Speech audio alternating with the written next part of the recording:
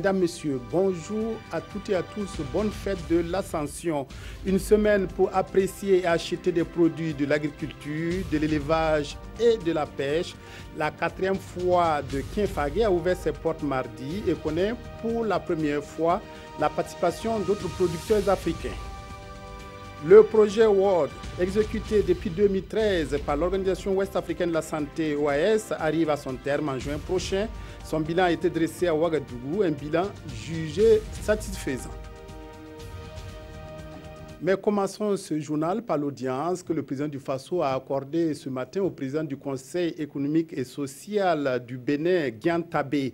Ce dernier séjourne à Ouagadougou à l'invitation de son homologue burkinabé. C'était donc une visite de courtoisie à Roch-Marc Christian Kaboré qui a toutefois permis d'évoquer la relance économique du Burkina. Reportage Tanga Kafando. Accompagné de son homologue burkinabé, le président du Conseil économique et social du Bénin est venu échanger avec le président Roch-Marc Christian Kaboré sur la question de la relance économique au Burkina. Tous les pays vivent la même situation. Donc je voudrais inviter à la patience, au courage et à l'attente. J'espère que le peuple comprendra ce que nous vivons. C'est par tout ce temps, tous nos États. Gyan Tabé est présent à Ouagadougou à l'invitation du Conseil économique et social du Burkina Faso qui a ouvert le 23 mai dernier sa première session ordinaire de l'année 2017 sous le thème « Contraintes factorielles à la relance et à la compétitivité de l'économie burkinabé, enjeux, défis et perspectives pour une mise en œuvre réussie du PNDS ». Deux personnalités reçues hier soir à la primature, le président du cabinet tactique et le directeur Afrique de BNP Paribas se sont entretenus avec le Premier ministre Paul Kabatieba. Développement de l'économie numérique, des infrastructures de télécommunications et stratégie de la BNP pour accompagner le PNDS étaient au centre des discussions. Reportage Kwala Nebié, Nathalie Savadogo. Le président du cabinet tactique chez le Premier ministre Paul Kabatieba, Stéphane Lelux, dont sa structure s'occupe du contrôle de l'ingénierie de grands projets de télécommunications, est venu parler des enjeux de l'économie numérique et des infrastructures de télécommunications pour le Burkina Faso. Notre structure aide les pays à définir les schémas directeurs en matière de numérique et par ailleurs à contrôler la construction des grands projets d'infrastructures de télécommunications pour que les réseaux soient, on va dire, des patrimoines nationaux de longue durée et que ces infrastructures soient de bonne qualité avec des prix de transport de l'Internet compétitifs pour tous les citoyens et donc développer la qualité de service de l'Internet dans le pays dans les prochaines années. Avec le directeur Afrique BNP Paribas, il a été question d'expliquer la stratégie de sa structure. Il a aussi émis le souhait pour BNP Paribas d'accompagner le gouvernement burkinabé dans la mise en œuvre de son PNDS. Nous avons discuté avec le Premier ministre de l'entretien des routes et de comment les financer, de quelles sont les solutions qu'on pouvait y apporter. Nous avons parlé également des logements sociaux ou des logements immobiliers, comment nous pouvions trouver des solutions pour les financer ou pour aider le gouvernement à accompagner la population à acquérir des biens. Pour l'instant, les deux visiteurs du jour n'attendent que la réaction du gouvernement burkinabé pour, disent-ils, l'accompagner dans le développement du Burkina Faso. Les rideaux se sont levés mardi sur la 4e foire agro-silvo-pastorale de Kinfagé au sud de Ouagadougou. Une semaine pendant laquelle près de 600 producteurs du Burkina et d'autres pays africains vont exposer leur savoir-faire. L'Association pour le développement du monde rural, ADMR, donne ainsi l'occasion aux participants d'avoir un espace d'expression et d'écoulement de leur production. Reportage Kosun Koulibaly, Nyarkiteda. Le taureau qui attire le plus l'admiration à la foire de Kinfagé. Ou encore ces silures élevées à Ouagadougou et déportées sur place ici à la foire, c'est tout le charme de l'activité qui se veut une vitrine pour présenter les merveilles des productions des différentes régions agricoles. 4e édition du genre, la foire silvo-agro-pastorale de Kinfagé dans la commune rurale de Komsilga entend magnifier la production et célébrer l'excellence. Cette année, c'est une foire internationale. Également, avec certains partenaires, on a pu en tout cas gagné d'autres prix, comme par exemple le prix de l'association des maires du Burkina Faso, AMBF, le prix de l'association des régions du Burkina Faso, ARBF, et le prix du maire de la commune de Komsilga. 3 prix vont être décernés à chaque filière de production, l'agriculture, l'élevage et l'environnement. L'ambition de l'ADMR, l'Association pour le développement du monde rural, est claire, œuvrer à la promotion des activités de production et de transformation des 3 secteurs pour améliorer durablement les revenus des acteurs du monde rural. Une option qui convainc le gouvernement qui décide d'accompagner les initiateurs dans cette activité. Et nous encourageons dans notre politique, nous encourageons ce type d'activité. Et c'est pour ça que ça fait deux fois de suite que je viens pour voir un peu et voir comment, dans quelle mesure nous pouvons les accompagner afin qu'effectivement ça puisse se tenir régulièrement et que ça puisse progresser et que ça fasse tache d'huile sur l'ensemble du pays. La foire dure une semaine et donne l'occasion aux producteurs d'échanger sur leurs expériences à travers 5 communications. C'est aussi une occasion pour le monde rural de se tirer d'affaire à travers les expositions ventes. Une plateforme pour vendre partout dans le monde des produits alimentaires locaux a été lancée mardi à Ouagadougou. Il s'agit de promouvoir le développement de l'agroalimentaire par le biais de cette technologie. Elle devrait permettre aux Burkinabés de nouer des relations d'affaires avec des partenaires internationaux. Jean-Eudes Bayala, Ismaël Diloma, Sirima.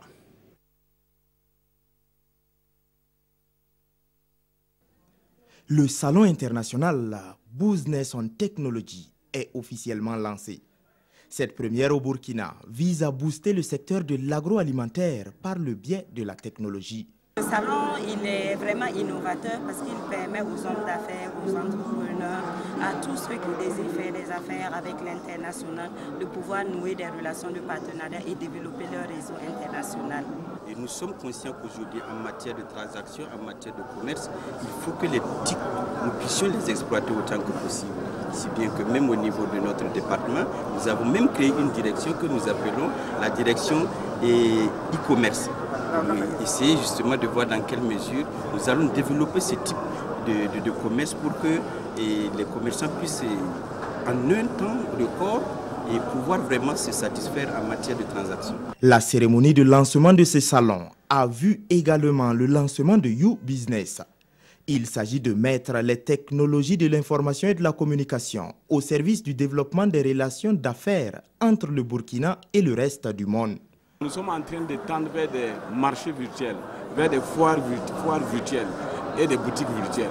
C'est-à-dire nous pouvons être au Burkina ici et visiter des boutiques à Dubaï, aux États-Unis, un peu partout en Chine, sans nécessairement voyager. Durant 5 jours au pavillon du Soleil Levant du Siao, des conférences visio B2B, des formations sur les expositions internationales ainsi que des expositions vente et achat meubleront cette première du Salon international Business on Technology. Pour mieux produire dans le cadre d'une agriculture durable, des conseils sont toujours utiles. Le ministère de l'Agriculture a élaboré une stratégie nationale de conseil agricole afin que les acteurs professionnels prennent en compte la sauvegarde de l'environnement et le changement climatique. L'étude qui a été réalisée est soumise depuis mardi à un atelier de validation. Pamadrogo, Jean Zongo, Kadisanogo. Le secteur rural, qui occupe 86% de la population active, joue un rôle important dans l'économie de notre pays. Cependant, en dépit des potentialités importantes de ce secteur, il reste marqué par de faibles performances. C'est pour réduire l'insécurité alimentaire que le processus d'élaboration d'une stratégie nationale de conseil agricole a été engagé. Il a pour objectif d'accroître durablement la productivité et la compétitivité des productions et chaînes de valeur agro-silvopastorales, halieutiques et fauniques, prenant en compte la sauvegarde de l'environnement et le changement climatique. Ce document nous permet de concilier un ensemble de systèmes de vulgarisation agricole sur le terrain. Et au jour d'aujourd'hui, nous avons l'État, à travers les ministères sectoriels qui mettent en œuvre le conseil agricole, mais nous avons aussi les acteurs non étatiques à travers les organisations professionnelles agricoles, les ONG, etc., qui mènent aussi l'activité. Comment créer une synergie entre l'ensemble de ces acteurs-là est une préoccupation qui est prise en compte dans ce nouveau système-là. Et nous pensons qu'avec cette synergie-là, on pourrait aboutir à un système agricole, et en tout cas qui impacte positivement ce secteur-là. Cette rencontre va permettre à tous les acteurs du secteur rural de disposer d'une stratégie nationale de conseil agricole en phase avec les nouveaux enjeux et défis de notre agriculture. Autre rencontre qui se penche sur un document, celle qui valide le plan d'action et programme d'investissement du sous-secteur de l'élevage PAPIS. Le PAPIS définit les grandes orientations de développement de l'élevage au Burkina. Il est aussi question de doter la politique nationale de développement durable de l'élevage, de la pêche et de l'aquaculture d'un outil commun d'opérationnalisation. Les précisions d'Issa Kafando et de Moumouni Soubega. Le sous-secteur de l'élevage occupe plus de 80% du ménage au Burkina. Selon les acteurs du domaine, il contribue de façon significative au développement socio-économique du pays. Mais il reste encore confronté à de nombreuses contraintes qui limitent son développement. Ce présent atelier vise à changer la donne à travers la relecture du document du plan d'action et programme d'investissement du secteur de l'élevage. Nous avons, lors de la formation du gouvernement en 2016, le volet ressources halieutiques qui est revenu à l'élevage. Donc, ce volet ressources halieutiques a une politique, qui est la politique nationale de la pêche et de l'aquaculture. Et cette politique nationale-là, il faut qu'on la prenne en compte dans la révision du PAPIS que nous entamons. Cette relecture permettra d'adapter le plan au nouveau contexte de développement en matière d'élevage et de ressources halieutiques. Les nouveaux référentiels que le pays a, qui est le PNDES, et au niveau sectoriel, nous avons le programme national du secteur rural, la phase 2 qui est en élaboration, et tous ces documents doivent être pris en compte dans la révision de notre document d'opérationnalisation qui est le PAPIS. Le plan d'action et programme d'investissement du sous-secteur de l'élevage a été adopté par le gouvernement en 2010. Objectif, contribuer à la croissance soutenue du sous-secteur de l'élevage en vue de contribuer à la lutte contre la pauvreté, au renforcement de la sécurité alimentaire et à la promotion du développement durable.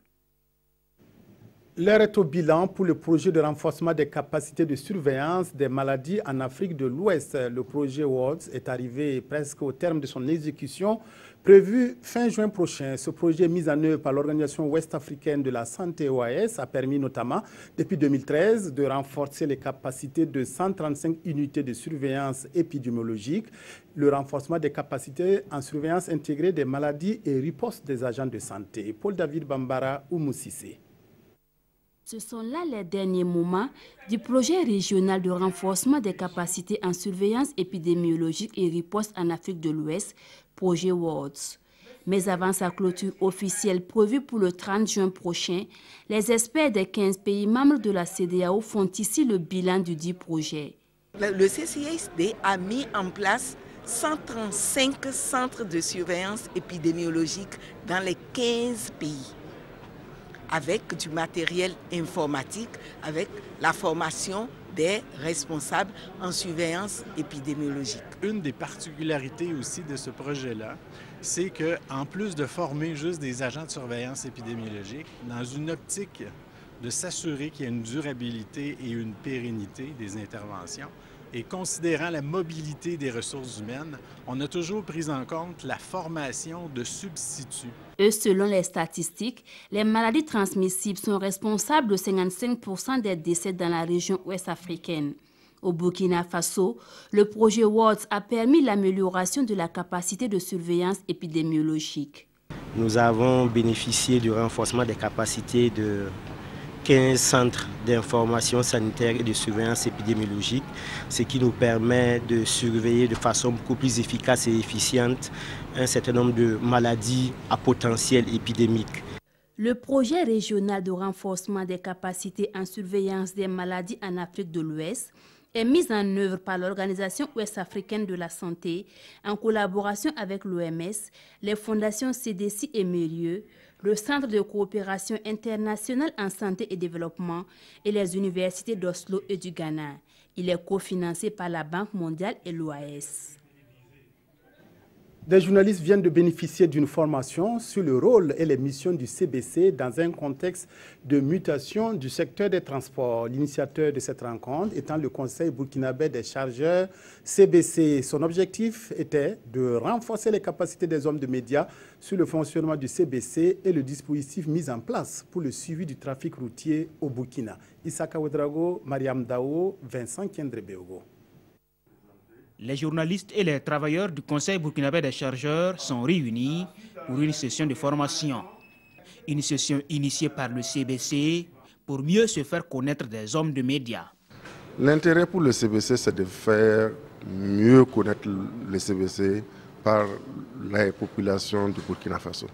Son rôle, ses missions, pour que effectivement les journalistes puissent être le vecteur pour apporter l'information aux différentes populations.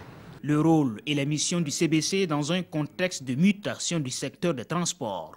C'est le thème de formation qui est ici expliqué à la quarantaine de journalistes. Alors, ce matin, nous voulons donc présenter le CBC, ses missions, ses attributions et en fait ses réalisations aux hommes de médias, afin que les hommes de médias puissent connaître le CBC, puissent connaître alors comment nous travaillons, qu'est-ce qu'on fait sur le terrain. Donc le CBC travaille pour tous les chargeurs. C'est-à-dire le chargeur, c'est l'importateur ou l'exportateur. Donc nous sommes sur toute la chaîne du transport. Donc pour premièrement assister les chargeurs.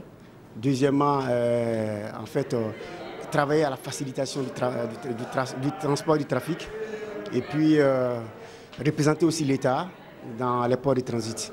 Créé en 1978, le Conseil burkinabé des chargeurs assure la gestion des importations et exportations au Burkina Faso. Il est représenté dans 4 pays voisins, à savoir le Bénin, le Togo, le Ghana et la Côte d'Ivoire.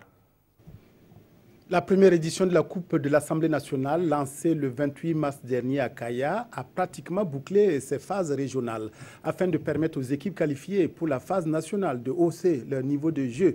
L'Assemblée nationale a remis du matériel aux 13 régions du Burkina. Ce matériel estimé à plus de 20 millions de francs CFA est composé de maillots, de paires de bas, de ballons et de protège-tibia. Reportage Girasome Mahamadiwena.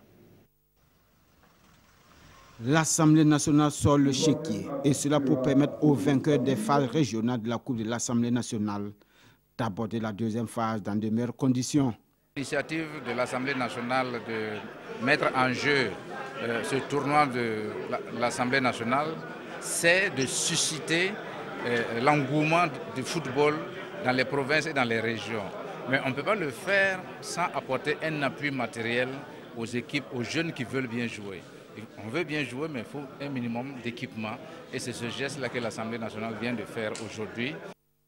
Le don d'un peu plus de 20 millions est composé de 116 jeux de maillots, 520 paires de chaussures, autant de paires de protège-tibia et de paires de bas, de 130 ballons, de 120 médailles et 26 trophées. Partenaire technique de la Coupe de l'Assemblée nationale, la Fédération burkinabé de football se réjouit du geste. Nous avons des ballons, nous avons des maillots dignes qu'ils vont se battre en tout cas pour pouvoir mériter.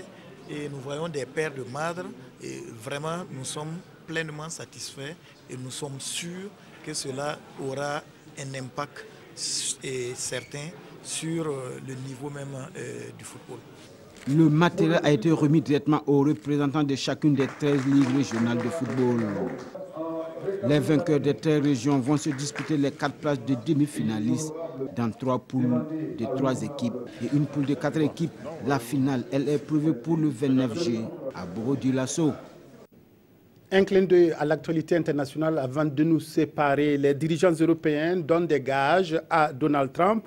Quelques heures avant l'ouverture du sommet de l'OTAN à Bruxelles, le président américain qui participe à son premier sommet avait qualifié l'organisation d'obsolète. Résultat des courses, les dirigeants du vieux continent ont promis de se mobiliser contre le terrorisme et Daesh. Les dirigeants européens ont promis de se mobiliser contre le terrorisme qui a une nouvelle fois ensanglanté l'Europe. Avant même l'arrivée de Donald Trump au nouveau siège de l'OTAN, les États-Unis ont obtenu gain de cause sur un premier point. Après plus d'1 an de tergiversation, les 28 pays de l'Alliance ont accepté que l'OTAN devienne membre à part entière de la coalition internationale contre l'organisation État islamique. Nous accepterons d'établir une nouvelle cellule du renseignement terroriste au siège de l'OTAN en améliorant la façon dont nous partageons les renseignements, y compris sur les combattants étrangers. Et nous déciderons de nommer un coordinateur pour surveiller les efforts de l'OTAN dans la lutte contre le terrorisme. Les Européens sont tous individuellement engagés au sein de la coalition emmenée par Washington, mais des pays comme la France, l'Allemagne ou l'Italie étaient réticents à aller plus loin, craignant que cela détériore encore davantage l'image de l'OTAN dans le monde arabe ou provoque des dissensions avec certains pays du Moyen-Orient, aujourd'hui très actifs dans la coalition. Fin de cette édition, merci de votre aimable attention à la RTB. Excellent après-midi à toutes et à tous.